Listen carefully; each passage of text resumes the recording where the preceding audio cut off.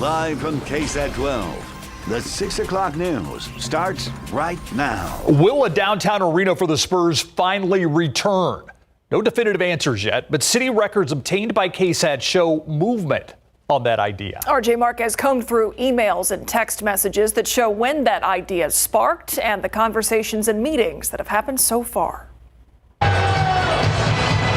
January 13th was a historic night for the Spurs and City of San Antonio. After more than 20 years, the Spurs returned to the Alamo Dome and broke the NBA's all-time attendance record for a regular season game. According to records obtained by KSAT later that night, Spurs chief legal counsel Bobby Perez texted San Antonio City manager Eric Walsh thanking him for a successful evening. 5 days later, on January 18th, Perez texted Walsh saying, quote, "Let's discuss next steps, RE downtown," end quote. That started a recent chain of communication between the Spurs and the city. On April 10th, records show that Walsh forwarded an email to Mayor Ron Nirenberg and other city officials about an in-person meeting with Spurs brass, including Spurs CEO R.C. Buford at the AT&T Center. A text from Perez indicated the meeting happened on April 11th. More than a month later, on May 24th, records indicate an email from Walsh showed another planned meeting with the mayor and Buford. Then on June 15th, Ben Gorzel, the city's chief financial officer, texted Spurs senior VP of Finance and Technology Joe Loomis to set up a meeting at City Hall that took place on June 23rd.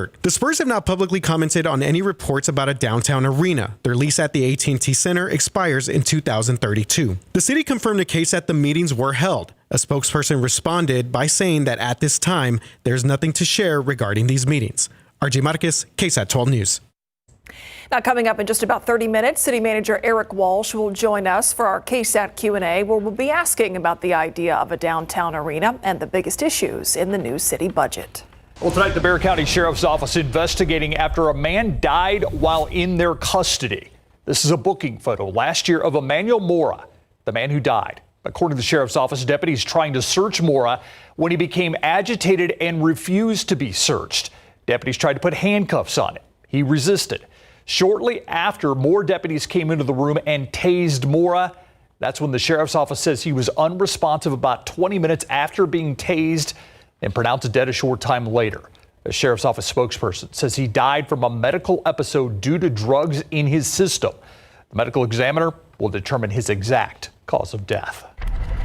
We have an update on the two San Antonio police officers shot last week during a manhunt. Both of those officers have now been released from the hospital. Those two officers were shot while trying to arrest Jesse Garcia Jr. on outstanding warrants. SAPD says that Garcia shot one of the officers on Oriental Avenue, southwest of downtown. The other officer was shot during a standoff at the Westwood Plaza Apartments on Westward Drive off of Highway 90. Garcia was taken into custody after the hours-long standoff. He now faces several charges, including 5 counts of aggravated assault of a public servant.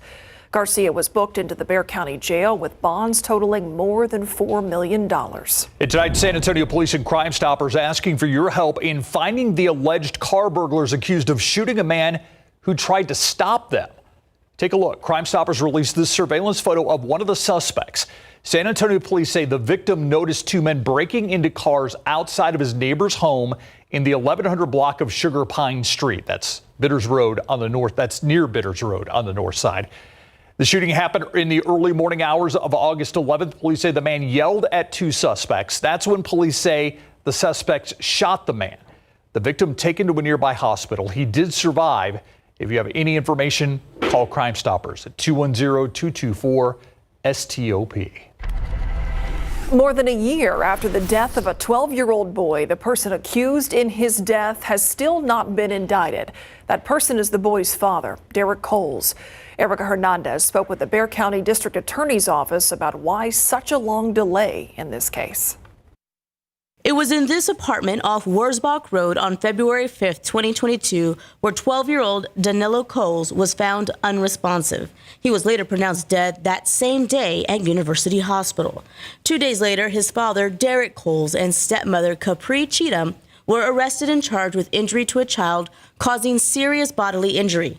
An arrest warrant affidavit stated the couple made Danilo do push-ups, hold up 50-pound boxes for hours, and was also severely whipped with a belt that resulted in internal stomach bleeding.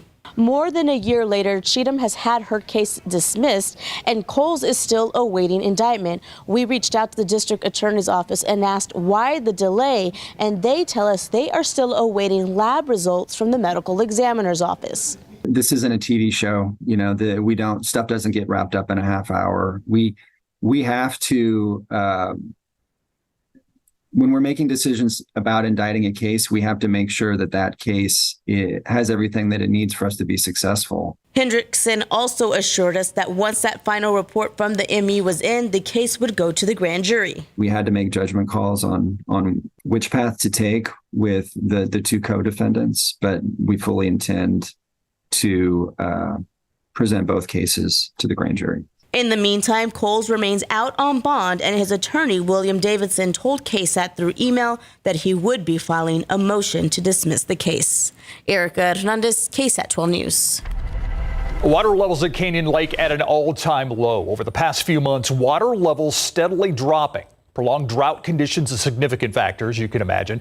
According to the Texas Water Data for Texas website, a year ago, this lake was close to 90% full. Today, the lake looks visibly lower, and the impact being felt by lake goers from all over. They say they remember water levels being significantly higher just a few months ago. One boat rental business owner says she's just trying to stay afloat. Low water levels causing ramp closures, and those closures making it tricky for business. Because of that, we are having to drive over here, redirect our clients over here, and also there's a lot of lines that build up over here, so it delays our clients getting out on the water. For comparison, according to the Army Corps of Engineers, the lowest lake elevation ever recorded on September 9th, 2009 at 892.70 feet. Today, Canyon Lake sitting at about 68.5% full. People in Florida still have time to get to a safe place as Tropical Storm Idalia develops in the Gulf. The tropical storm could become a Category 3 hurricane later this week. State leaders are preparing for the worst and asking everyone else to do the same, saying today is the last full day to do it. Storm surge can be life-threatening at just 2 to 3 feet. Some of these areas are going to experience storm surge well over 7 foot. There's not a person in this room that's over 7 foot tall. We want everyone not to be there when that storm hits. We do not want to find people in their homes. With that in mind, people are boarding up windows and doors, putting down sandbags and clearing out storm drains.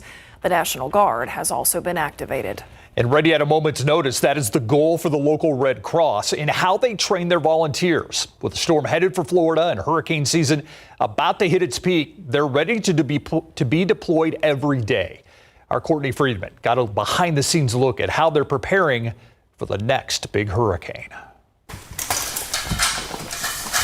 Checking out supplies, brushing up on training, readying the pallets. San Antonio's Red Cross volunteers are ready for the next big hurricane. Understand that if they need to clear their schedule to be able to be deployed, they're ready to go. Dr. Jeremy Roberts is the chairman of the board for the Greater San Antonio and South Texas Red Cross. He says hurricane training is essentially year-round, and it won't be long until preparation becomes reality. The way the plans are laid out, it's all in place. All we have to do is get there. Eulani McKnight has been a San Antonio Red Cross volunteer for over a year now and is preparing to cover her first hurricane. She's training in the feeding truck. We already have the food packaged and ready to go. We have chips, we have water, we have coffee. So as soon as a hurricane hits, they have supplies in the warehouse that they load up onto this truck and they hit the road. We have a set time. If the storm is 196 hours out, we start executing our plan. We start making calls to volunteers and getting them committed to deploy. Skip Cordes is the Alamo Territory Disaster Program Manager and has 18 Red Cross deployments under his belt.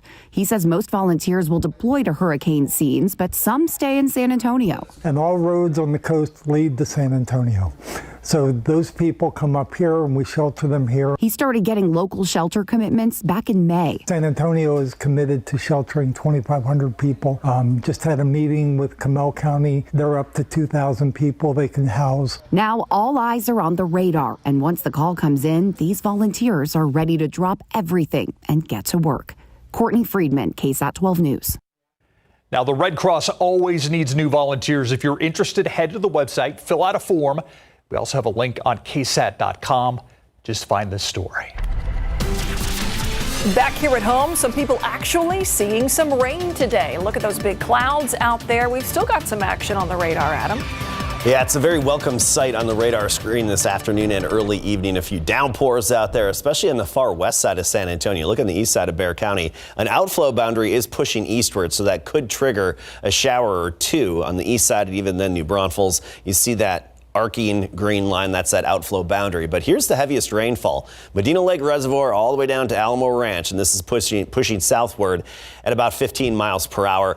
Good heavy rainfall, not really a drought denter, but we'll take it. It's better than nothing, and that's going to make it to Castroville probably within the next couple of minutes. Let's put the ETA on it for you in Castroville. The heavy rain, 6:28 p.m. And assuming this holds together as it heads south down 173 Hondo, you get it at 6:57 p.m. That's the best downpour that we have around our area right now, stretching all the way from SeaWorld to Lackland Air Force Base on the west side, all the way through Stevens High School and John Jay High School, 410 and Highway 90. We're going to look at some of the rainfall estimates, how much rain has fallen and where, coming up in a little bit, along with the latest on tropical storm headed into the Gulf, becoming a hurricane, where it's going to go, an updated path in just a bit. All right, thanks, Adam.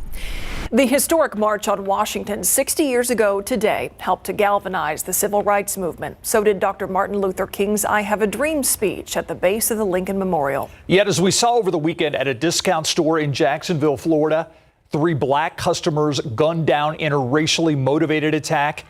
Justin Deguiado has reaction from some local African-American leaders. Many of those who were there that historic day are gone now, but Dr. Martin Luther King's immortal words of unity live on 60 years later outside City Hall. We'll be able to join hands and sing in the words of the old Negro spiritual. Free at last! Free at last! Thank God Almighty! We're free at last! The gathering, appropriately enough, was held in what is now known as Inclusion Circle at the entrance to City Hall. We are one blood, one human race with different ethnicities. Dr. King's niece, Alveda King, was among the featured speakers marking the significance of the March on Washington and its legacy. And so the question is, how far have we come and how much further do we need to go? The retired political science chair at St. Philip's College says much has changed, yet much more still hasn't. This attitude of hatred in our society. Last Saturday, a heavily armed young man in Jacksonville, Florida, targeted and killed 3 black customers at a Dollar General. I preached about that yesterday, and it was racist, it was criminal, it was sinful. Somebody fed him hatred, somebody fed him that, and he consumed it and made it his nourishment. They say Dr. King's hopeful and uplifting speech may have been what America needed to hear, yet now? It's time to stop dreaming and wake up. It's time to actually make the dream a reality. Hudspeth says being that the future is uncertain at best. You know, what we know is that we have to continue to stay vigilant. Jesse Deguiado, KSAT 12 News. I want to show you some breaking news now with the traffic authority. This is I-35 at Von Orby, and you can see the median there. It looks like there's just one vehicle, a tow truck on the scene as well. Not sure if this was an accident, if there's some sort of episode that happened. You know, there's a lot of things that could be happening, but this is I-35 at Von Orby. It's causing a slowdown. That's what we know for sure. Right now, both directions of I-35, a lot of police vehicles on the scene as well. We'll continue to monitor this one. We'll be right back. Welcome back. I'm Stefania Jimenez, and here's what we're working on for you tonight on the Nightbeat. Alcoholic drinks and lotto tickets are just some of the gift basket items in a silent auction at the Bexar County Justice Center. Tonight on the Nightbeat, you're going to see the fundraiser that made some employees uneasy. Where the proceeds were going might actually surprise you. Also, a San Antonio man is set to have his leg amputated just weeks after 2 dogs attacked him.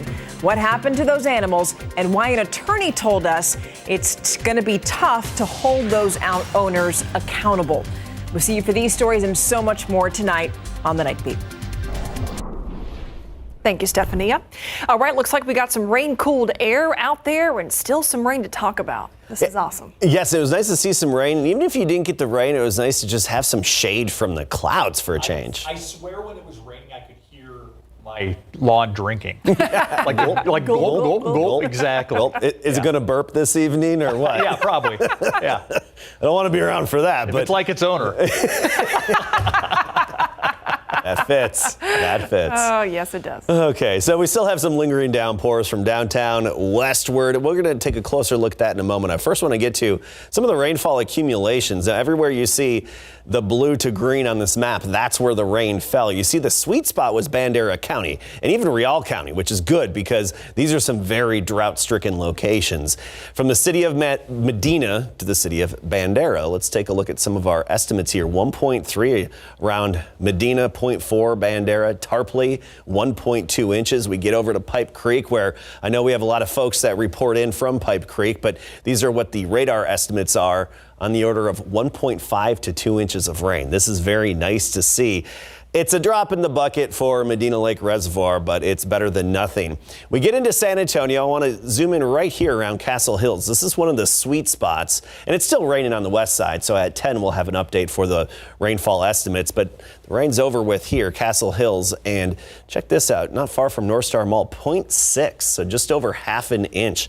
That's near Lee High School, even 0.7 just south of Lee High School. So it's nice to see those accumulations on the radar screen.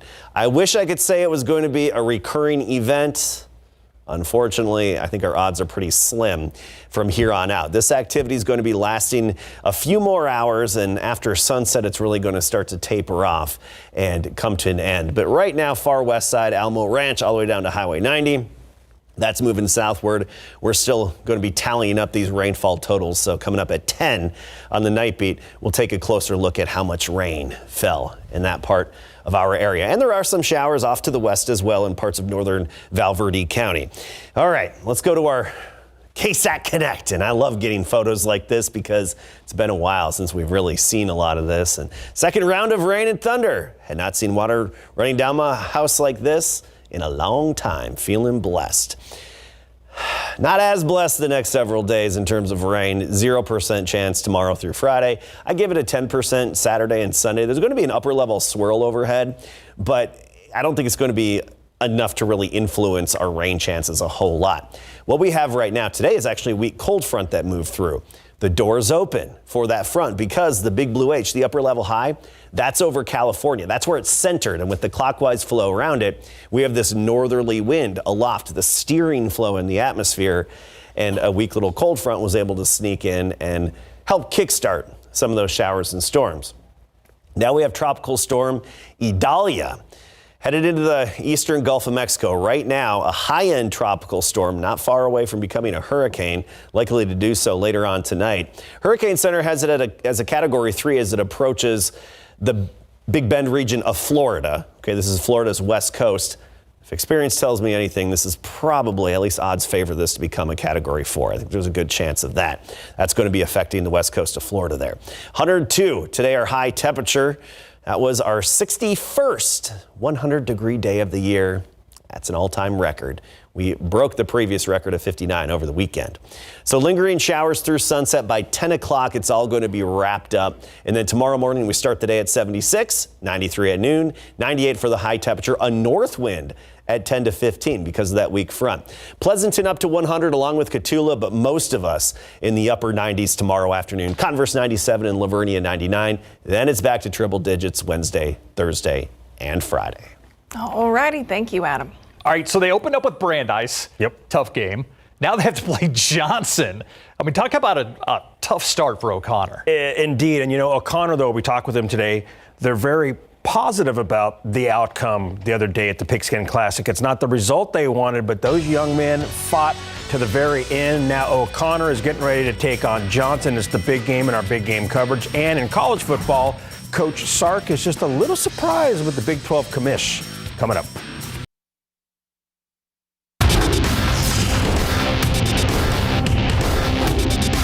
Coach, I'm not going to put any pressure on you, but I'm going to be in Austin for Thanksgiving, okay? And you better take care of business like you did right here in Lubbock last year, okay? Those words from Big 12 Commissioner Brett Yormark surprised Texas Longhorns head football coach Steve Sarkisian in Big Board Sports.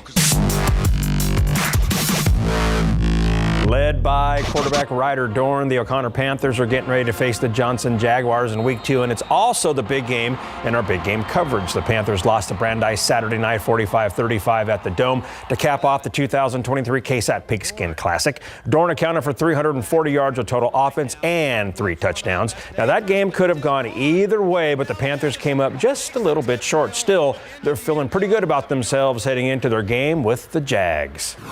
Short turnaround, coming back, bouncing back from a tough loss, but I think we performed well. We showed that we can compete at that high level, and so to come back and play such a good team like Johnson, it's a really good testament of who we are. It was a learning experience. I mean, we played against a really good caliber team, and they're definitely going to be in the playoff contention. So I feel like we fared pretty well against them, and it was a really good learning experience for our football team. The biggest thing we're the proudest about is our kids never gave up. They played their guts out. Both teams did. You know, and you know, it was a battle to the end, and so, you know, that in itself being the first game, that's encouraging. O'Connor will face Johnson, ranked number 3 in 12's top 12, Friday night at 7 at Comalander Stadium. It is game week for the Texas Longhorns, who will open up the regular season this Saturday at home with the Rice Owls. But that's sort of taken a back seat because of Big 12 Commissioner Brett Yormark and his recent jab at UT. So the Longhorns will host Texas Tech on Friday, November 24th in Austin. And the Big 12 Commission is apparently hoping for the same outcome as last season when UT lost to Tech 37-34 in September. Here's what Yormark said last week while in Lubbock speaking to the Red Raider Club, followed by Sark's response from earlier today. Candidly, we were able to get Texas and Oklahoma out a year early. That was a big deal for us, and I think all of you, okay? And Coach, I'm not going to put any pressure on you, but I'm going to be in Austin for Thanksgiving, okay? And you better take care of business like you did right here in Lubbock last year, okay? Jokingly aside, but not. You know, I got a letter from the commissioner about sportsmanship the day before that speech, and so I'm trying to figure out, you know, about what are we promoting to our student athletes, and then to go say those types of things. So I'm not guessing he's going to have his Thanksgiving dinner with us the night before that game.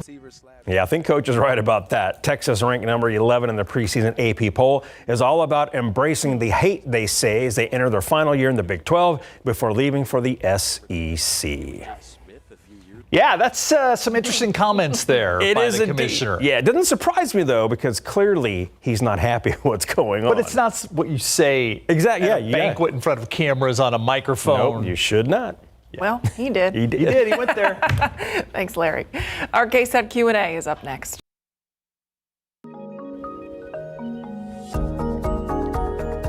He is the man that comes up with the plan. He is City Manager Eric Walsh, and we are in budget season. And yes, we're going to talk about the budget, but since it was our lead story tonight, I know it's not one of your favorite topics to publicly comment on. But first off, City Manager Walsh, thank you for joining us. Second off, what can you tell us about the ongoing discussions with the Spurs about a possible downtown arena? So, you know, we've confirmed that over the last 6 months, Mayor and I have had a couple of conversations with the Spurs, but nothing to share. I mean, I will tell you that from our perspective, from my perspective, we've got to figure out what we do long term with the Alamo Dome, and look at a potential increase to the convention center and Hemisphere Park development, and those are kind of the crux of our focus. But nothing's really happened, and I will tell you, Stephen Meyer, that's a much larger public conversation that if and when we ever get there, we'll have those conversations with the council out in the open, because that's a significant topic, and something that is of high interest for the public and has been for quite some time. Yeah, been a question for a long time. You mentioned a lot of key sites downtown that have, questions surrounding those as well. So we'll be sure to keep asking you about it. But let's turn now to this huge budget for San Antonio, $3.7 billion. Before we get into a lot of the specifics, the highlights, I hope you can help people better understand how this budget is formulated. Is this something that your office really drills down on? How much input comes from council members and also from input you're hearing from people in San Antonio? So it's a little bit of all of it, Myra. The council every spring meets as a group and kind of sets priorities. And I take that information and that gives me guidance from the entire council standpoint. This year we did something different also. We hired a company to do an independent budget survey of the public. And we'd never done that before, and used that with the council priorities. I used that with the staff to develop the $3.7 billion proposed budget. And now we're in the phase of the council reviewing it and the public reviewing it for any potential amendments. So a lot of council feedback up front. From my perspective, I look at what we need to do as a major employer or any strategic plans or professional recommendations that I have, and we're balancing it against the resources we have available. It's not just our financial plan for the next year. It's in many cases our operating plan. So. And we're in the middle of that right now. One of the things I want to talk, and obviously there's some town hall meetings that if people want to give their feedback, but one of the things I want to talk about, especially in the wake of the most recent dog attack, we're going to report tonight at 10 o'clock that a 70-year-old man is going to lose his leg in this last attack. Where are we at with animal care services? And I know there's an increase in the budget. What is your hope that this increase will accomplish? Well, a couple of things. One, we have got, and when I say we, the community, anybody that owns an animal has got to be a responsible pet owner. Many of the strays, majority of the roaming strays that we have in this city are owned animals. And so, number two, that comes down to enforcement from the city standpoint. The proposed budget next year has pretty healthy increases in our enforcement, and we just have not had the resources to be able to respond to every call in the past. And given the terrible incident that happened in February, as I started looking at it, we've laid out a 3-year plan to get our staffing in place to be able to respond to every cruelty, neglect, and aggressive animal call. Right now, we respond to about 44% of those 50,000 calls because we just don't have the resources. And frankly, that's unacceptable from my standpoint as city manager, and I think from the councils and the public's. We're also increasing our spay-neuter services. Anything we can do to help curtail the explosive growth we've seen in animals, and providing those resources to folks that may need it.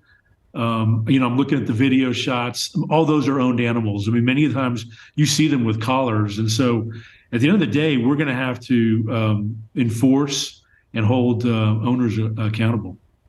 I want to turn now to the issue of homelessness. That is among the top concerns for San Antonians in a budget survey. We know that the city's laid out some pretty big goals for that in this next fiscal year, one of them being to take 400 unsheltered people off of the streets. So how does the city do that? And are there any metrics that go along with that to say, yes, that was a success, that person is now sheltered? For how long, for example? Well, so 12 months ago, I don't think I could have made the proposed the commitment to house 400 people. But based on some previous actions that the city's taken, we now have the ability through low barrier shelter, through 2 permanent supportive housing units that have opened up here in the last couple of months, and with a federal grant we recently received. So we've never set a goal for housing the unsheltered. Last year's point in time count had us at 874, and that's just a point in time. But we set a goal of housing 400 of those folks in the upcoming year, and frankly, the metric is 400. We're going to be working actively to get folks the help they may need and get them in a shelter. Low barrier is exactly what it sounds like. Very little rules. Many of those folks need access to medical care or substance abuse or mental health. And within that low barrier, we'll be able to provide that with our partners.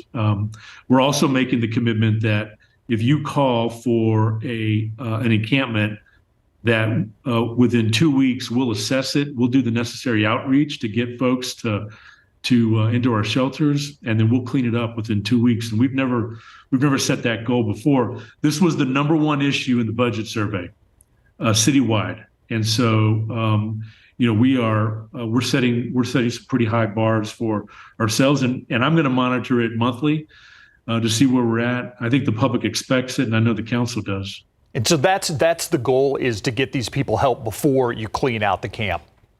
Yes. Quickly, since we have really time for one more question, I want to talk about the increase in the police force and the police budget in the proposed budget that's out there right now. What was the thinking behind it? And is there a thought that with more officers on the street, crime will go down?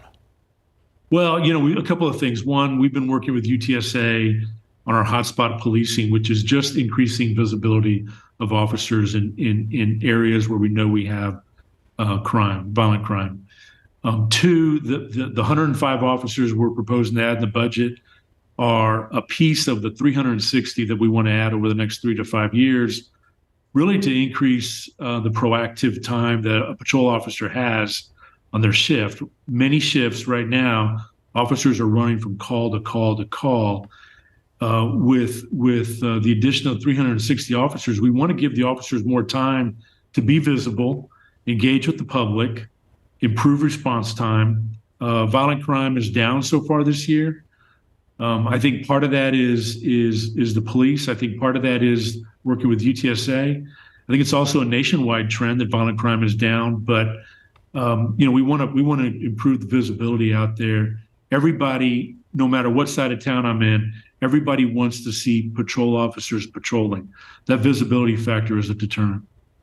City Manager Eric Walsh, thanks for spending some time with us here this evening. Thanks for having me. I know you wanted to take more Spurs questions, but that's all the time we have now. We'll save those Eric, for later. so thank you for your time. Appreciate it. All right, take care. We'll be right back.